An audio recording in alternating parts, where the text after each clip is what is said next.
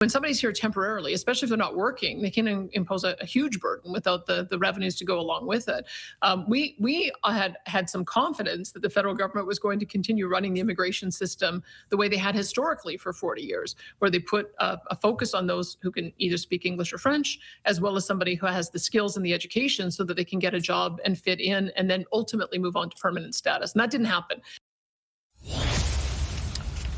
That was Alberta Premier Danielle Smith in an interview that'll air this weekend on CTV's Question Period. She was explaining why she wants her province to vote for more powers over immigration, taking some of them from the federal government. In an address to Alberta last night, Smith announced a referendum on October 19th, and it will ask 9 questions. Among those 9 will be whether the province should have the power to restrict access to provincially funded services for certain immigrants. Residents will also decide broader constitutional questions on the appointment of federal judges in that province, also abolishing the Senate, and if that province should be able to opt out of federal programs while also keeping their funding. Now, Intergovernmental Affairs Minister Dominic LeBlanc's office did release a statement that reads, in part, "We strongly believe that Albertans and all Canadians are best served when we work together, including with the unprecedented measures that we have taken to bring control back to the immigration system and our shared action to build our economic advantages as an energy superpower." So what's the strategy behind Smith's decision to take all of these questions to the people? Let's bring in our front bench. Sabrina Grover was a federal Liberal candidate in the 2021 election. She's now a senior advisor to North Star Public Affairs. Melanie Paradis is former communications director to Aaron O'Toole. She's now the president of Texture Communications. With me here in studio, former interim NDP national director Carl Belanger. He's now the president of Traction Strategies, and Marie Vastel is an editorial writer with Le Devoir. Thank you all for being here. Sabrina, start with you on this one. 9 questions, and it's a referendum. It's not like a major federal election. What do you think is the strategy behind this? Are we flooding the zone with 9 questions? I think in part, I think that we're flooding the zone on the budget, certainly, right? Alberta's budget comes out next Thursday, and we've been warned subtly a little bit over the past few weeks that it's going to be a massive deficit. We saw BC's budget at $13 billion. Last year's Alberta budget was, I think, at $6 billion, and I think we're expecting something similar this year. And so what I think this is nothing more than a distraction from that budget crisis, and moreover on the fact that Danielle Smith's government has accomplished almost nothing in the last 2 years that it's been elected. Credit where credit is due. I've talked, strongly about that MOU and how important that was, but what beyond that, right? She's broken health care. She's had to deal with a teacher's strike that hasn't resulted in anything, and now a 9-question immigration referendum that means nothing and resolves nothing and doesn't actually do anything to bolster Alberta's economy. And so I think there's some important questions to be raised about why she's bringing this up and why it's happening right now. And I think the last thing I'll say is it's really interesting to see Danielle Smith push back so heavily on immigration when just 2 years ago the Premier said that she wanted to aggressively double Alberta's population to 10 million people as quick as possible, because that's the only way to build a strong economy. So really interesting, I think, things to consider as to why she's bringing it up now. Yeah, and Melanie, in that address last night, she said the budget crisis is a result of immigration, and she went back to an old favorite punching bag, Justin Trudeau, in that. What do you think of that play?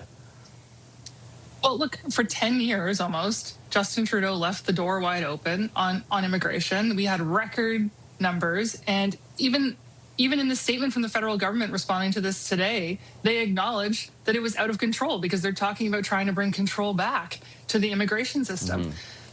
These issues in this referendum, I think, are actually a smart way of trying to unpack some of the sentiments and the root causes behind the separatism sentiments that we are seeing in Alberta. If you sit down and talk to people who feel strongly about separation, and you get to what are the actual motivations, what are the core issues behind that, it's immigration levels that are controlled by Ottawa. It's equalization levels that are controlled by Ottawa. It's social programming that's controlled by Ottawa. So if you give them the opportunity, if you give Alberta basically the same opportunity that Quebec has to set their own agenda and to make their own rules. It's really, at the end of the day, what I think Alberta is asking for is to be treated more like Quebec is. Then all of a sudden, I think you take the temperature down a lot on the separatism talk, and you can get to some productive conversations.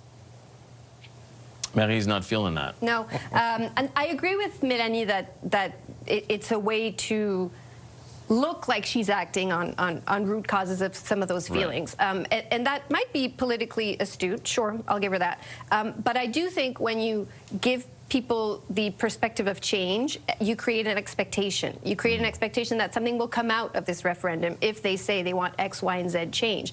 And it's not going to happen. It's not going to happen, just like Jason Kenney's equalization referendum led to nothing, because these are not things that, well, immigration is one thing. The constitutional changes are not things that she can change by herself with Ottawa. She's essentially trying to build a Meech Lake Accord unilaterally for Alberta. I won't go into a full-length debate about this, but Quebec does not have what she's asking for. Right. There are nuances to, they have a say, but they do not have last word on any of this. And to go back to this creating the expectation, well, then if people feel like they ask for something and they don't get it, there's resentment. You're just boiling a feeling of frustration and anxiety. You're not taming it. And I think in that sense, that's irresponsible.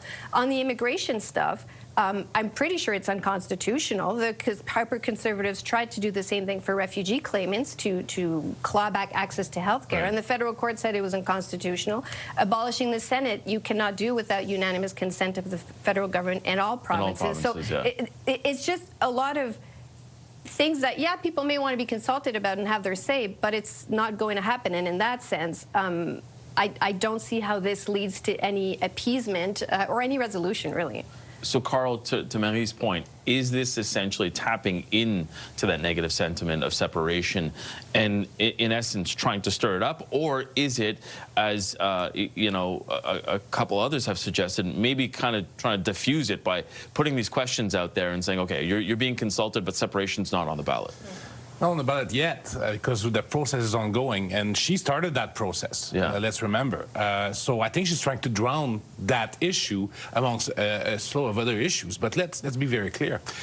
Danielle Smith's brand of politics thrives on frustration, anger, and pushing up odd buttons, and that's what she's doing. And so you can have those 9 questions. Nothing will get done. You can't get it done. Mary outlined it very well.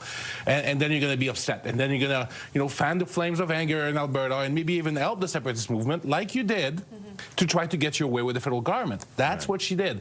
And it's funny because, as you outlined at first, part of that is because, and Sabrina was very clear, that you want to distract from the fact you're bringing forward a deficit, a big deficit in the next budget. So you're going to talk about something else. And you're going to blame immigrants for the deficit, and then you're going to be, as a fiscal conservative, take that taxpayers' money and put it in the garbage and light it on fire because it will amount to nothing. That's what she's doing. And I guess the question as well is how much of that referendum cost. But to be clear, not fully. I wouldn't say she's blaming on immigrants.